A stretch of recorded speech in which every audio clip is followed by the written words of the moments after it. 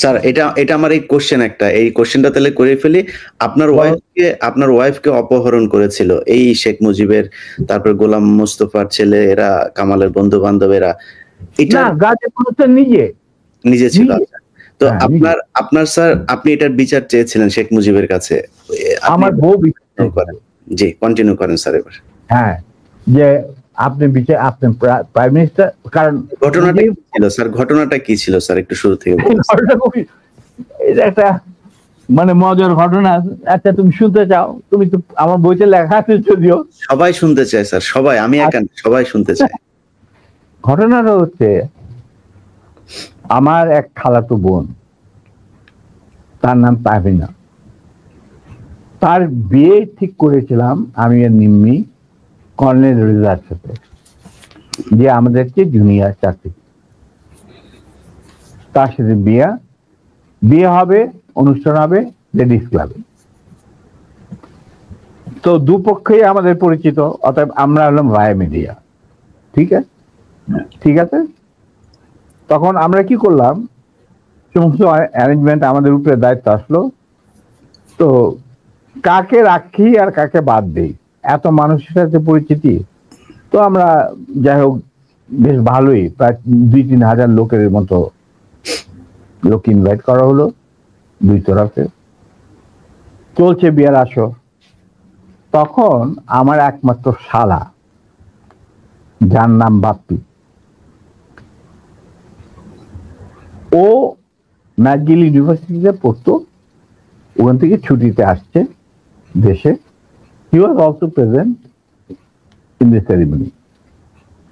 আমি আর নিমিত দুই পক্ষের মানে হোস্ট বলতে পারো, সবাই দেখাশোনা করছি। বাপ্পি বসে আছে ছেলেদের যেখানে বসার জায়গা সেখানে। তখন লম্বা চুলে একটা ফ্যাশন ছিল, he has just come from Canada, তো লম্বা চুল, and he had beautiful hair, and he was a handsome man. আমার মতো এত খারাপ চেহারার লোক ছিল না। ওটা অনুষ্ঠানের শেষ হওয়ার আগে বলবো স্যার, জি বলেন। আচ্ছা, তারপর তোমার ও বসেছিল অন্যান্য গেস্টদের সাথে, তার পিছনের রোতে Gazi Golam Mostafa and his wife was also invited in that function from the other side, not from our side, মানে ছেলে পক্ষের। বুঝতে পারছি। তো গাজী গোলাম মোস্তফার ছেলেরা আর তার সাঙ্গবঙ্গ পিছনের রোতে সিটে বসা। তাদের মধ্যে একটা ছেলে বাপ্পির চুল টান দিল পিছন থেকে। তো বাপ্পির পিছনে, ভদ্র মানুষ, বিদেশে থাকে, বিদেশে বড় হয়েছে, পিছিয়ে বললো, কিছু বলে নাই, সামনে আবার ওরা চুল টান দিল। দ্বিতীয়বার টান দেওয়ার পরে বাপ্পি পিছনে তাকে দেখো যে একটা ছেলে হাত সরিয়ে দিল। তখন বলে যে তুমি চুল টান দিয়েছ? বলছে হ্যাঁ। বলে কি কেন? আমরা দেখছিলাম যে এত সুন্দর চুল, এটা কি পরচুলা না আসল? আচ্ছা, চিন্তা কর। সে তখন ইউনিভার্সিটিতে পড়ে, আর এই কুচকে ছেলে তখন বোধ হয় স্কুলেও পড়ে না, বা স্কুলে 6-7 ক্লাস হবে। তখন বাপি বলে, বেয়াদব ছেলে, তুমি আর এখানে বসবে না, তুমি অন্য কোথাও গিয়ে বস। ওরা বেরিয়ে চলে গেল। আমরা কিন্তু কিছুই জানি না, মানে আমি আর নিমি এত ব্যস্ত, দুই পক্ষকে দেখাশোনা, খাওয়া দাওয়া চলছে। হঠাৎ দেখলাম দুটা মাইক্রোবাস, রেড ক্রসের, আর একটা গাড়ি, গাড়ি সবুজ রঙ, গাড়ি আগে, পিছনে দিন মাইক্রোবাস। মাইন্ড ইউ, তখন কিন্তু আমার নিজের personal security guard with wireless মজুদ লেডিস ক্লাবে। আমি কুমিল্লা থেকে আসছি বিয়ের জন্য। তো ন্যাচারালি আমাদের গার্ড নিয়ে চলাফেরা, এটা তো আর্মির নিয়ম, এটা তুমি জানো। আসলো, থামলো, দুইটা মাইক্রোবাস থেকে প্রায় 8 জন ট্রেন গানধারী সাদা পোশাক পরা লোক নামলো, আর ফোকসো গাড়ি থেকে নামলো গাজী গোলাম মোস্তফা স্বয়ং, তার স্ত্রী কিন্তু উপস্থিত মেয়ে মহলে। উনি গাড়ি থেকে নেমেই চিৎকার করতে শুরু করলেন, মেজর ডালিম কোথায়, মেজর ডালিম কোথায়, মেজর ডালিম কোথায়, বহুত বার বাড়ছে, আর সহ্য করা যায় না। আমি অবাক হয়ে গেলাম, এরকম চিৎকার করছি কে? তখন একটা ছেলে এসে, একজন হিওয়াজে ট্র্যাক প্লাটুনের একটা ছেলে, আমার নামটা মনে নাই, এসে বললো যে ভাই আপনাকে খুঁত করতে এই চিৎকার করতে এই তো গাজী গোলাম মোস্তফা, তার সাথে 8-10 জন ট্রেনগারধারী লোক আছে। মাইন্ড ইউ, তখন কিন্তু army was deployed in the whole country to recover illegal arms. আর আমাদের ঢাকার হেডকোয়ার্টার ছিল রেস কোর্স, আমরাও সেই অপারেশনে যুক্ত ছিলাম। যাই হোক, আমি বাইরে আসলাম, আসে গাজী গোলাম মোস্তফার সামনে বারান্দাতে। আমি মেজর ডালিম, আপনি আসুন, আপনার বেগম সাহেব তো আছেন ভিতরে, আপনি আসুন, বরবধূকে আপনি দোয়া করে দেন। হারামজাদা বারবার সে আর্মির, আজকে আমি উচিত শিক্ষা দেব। আমি দেখলাম আমার চারদিকে ওই ট্রেনের ঠেকাইলেও প্রায় 4-5 জন মানুষ, আর 4-5 জন খালের দাঁড়িয়ে। আমরা এটা কি, আমি একজন ট্রেন মানুষ, আমার স্কট আছে ওখানে প্রায় 4-5 জন, ওয়্যারলেস আছে, I can call anyone any time, MP unit যে ইউনিট দরকার হয়। এই কি অবস্থা, একটা বিয়ে বাড়ির মধ্যে এরকম একটা হুলস্থুল কাণ্ড। আপনি দেখেন কিছুই, কি ব্যাপার কি, আপনি আজকে তো উত্তেজিত করেন। আমি তো জানি না যে এর মধ্যে কি ঘটনা ঘটে। ওগুলো ওঠ, এ উঠা, মাইক্রোবাইক আমাকে ঠেলতে ঠেলতে নিয়ে যাচ্ছে মাইক্রোবাইক। আপনি ব্যাপার কি গাড়িতে, এটা একটা বিয়ে বাড়ি, একটা মেয়ের বিয়ে হচ্ছে, আর আপনি আমাকে বলছেন উঠ, কি আমার কাপড় টাপড় ধরে 4 জন মিলা আমাকে উঠালো। খবর চলে গেল ভিতর অন্দর মহলে, নিম্মি আর আমার শাশুড়ি, আমার খালার শাশুড়ি মানে কন্যার মা, উনি বেরিয়ে আসলেন। ওনারা আসলেন যে কি ব্যাপার, দেখে যেরকম আমাকে ঠেলাঠেলি করে উঠানো হচ্ছে মাইক্রোবাসে। আমি মাইক্রোবাসে উঠলাম, উঠে দেখি চুল্লু আর আলম নামে 2 জন মুক্তিযোদ্ধা, ক্র্যাক প্লাটুনের সদস্য, তারা ছিল আমার ছোট ভাই স্বপনের সাথে, স্বপন বীর বিক্রম।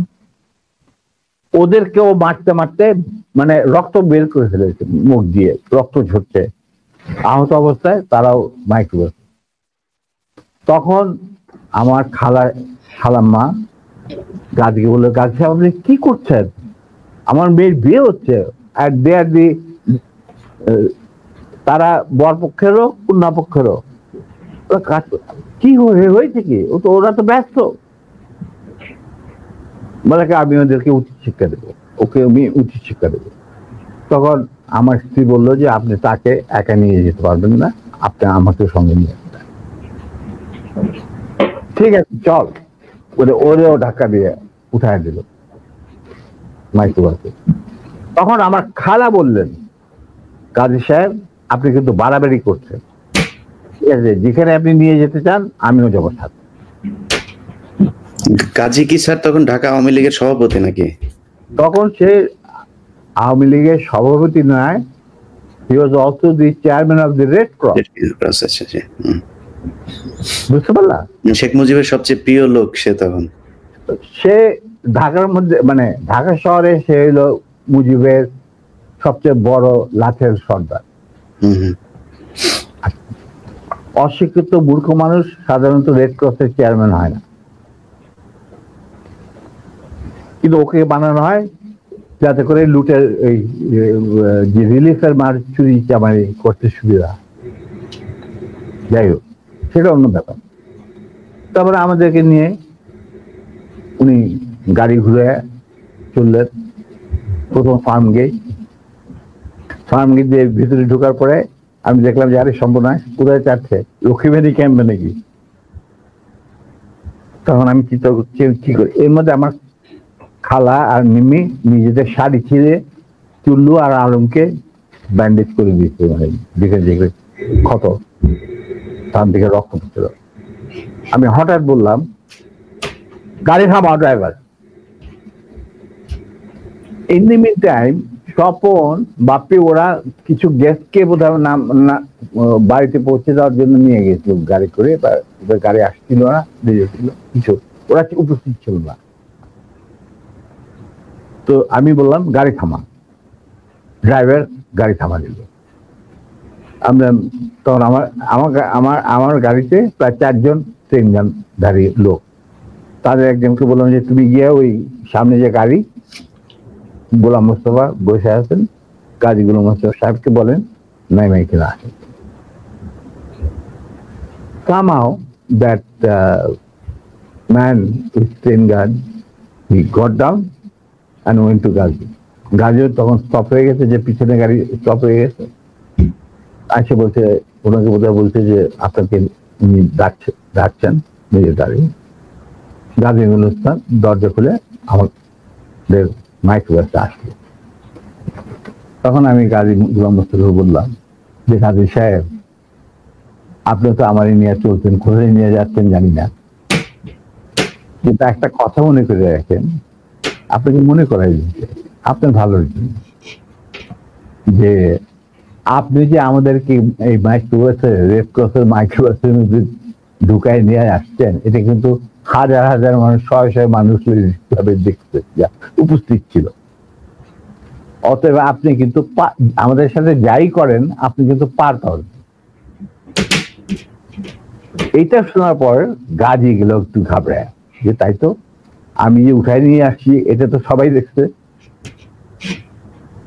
তখন আমি বললাম যে আপনি যাই করেন, উনি যখন একটু হতভম্ব হয়ে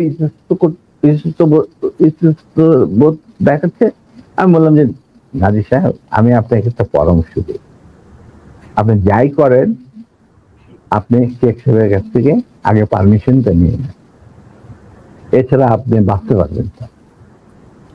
এর মধ্যে আমার ছোট ভাই স্বপন বীর বিক্রম ফেরত আসছে লেডিস ক্লাবে, বাপ্পি ফেরত আসছে। ওরা শুনলো যে এই ঘটনা ঘটছে, ওখান থেকে সোজা স্বপন চলে গেল এমপি ইউনিটে, ঢাকা ক্যান্টনমেন্টে। ওখানে গিয়ে বললো যে এরকম অবস্থা, বিয়ে বাড়ি থেকে কিডন্যাপ করে। এই বিয়েতে কিন্তু জিয়া রহমান উপস্থিত ছিল, শফিলিও উপস্থিত ছিল, খালেদ মোশাররফ, মানে সবাই উপস্থিত ছিল। আচ্ছা, তো ওনারা তখন চলে গেছেন।